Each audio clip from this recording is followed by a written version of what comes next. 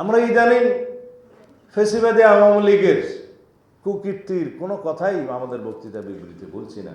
কেউ কি লক্ষ্য করছে এই বিষয়টা? এবং একটি দল আওয়ামী লীগের ভোট প্রাপ্তির জন্য আওয়ামী লীগের বিরুদ্ধে একটি শব্দ উচ্চারণ করে না। আমরা ছাত্র গণ অভ্যুত্থানের মধ্য দিয়ে গণতন্ত্রের বিজয় ছিনিয়ে এনেছি। এইটাকে ফলপ্রসূ করার জন্য,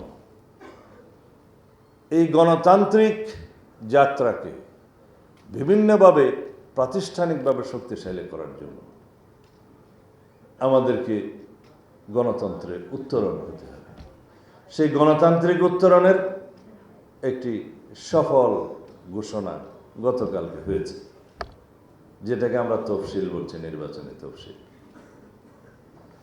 এই তফসিলে অনেককে ভারাক্রান্ত হয়েছে, কিন্তু স্বাগত জানাতে বাধ্য হয়েছে।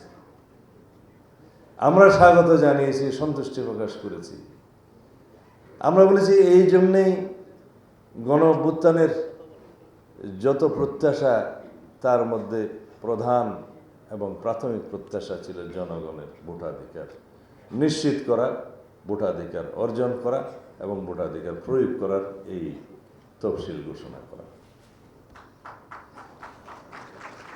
এই তফসিল ঘোষণা পর্যন্ত যতটা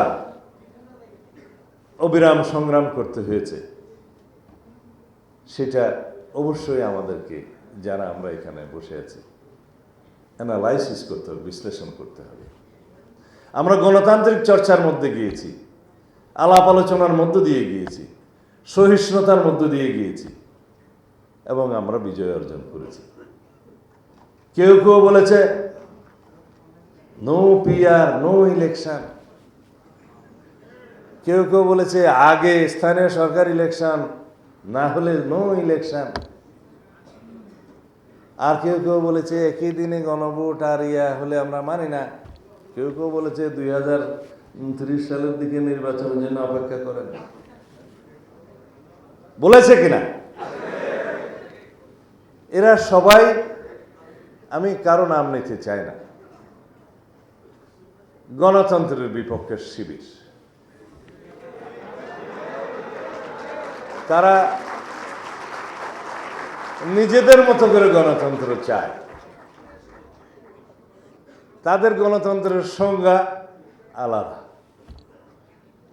আমাদের গণতন্ত্রের সংজ্ঞা, বিএনপির গণতন্ত্রের সংজ্ঞা হচ্ছে গণমানুষের গণতান্ত্রিক সংজ্ঞা।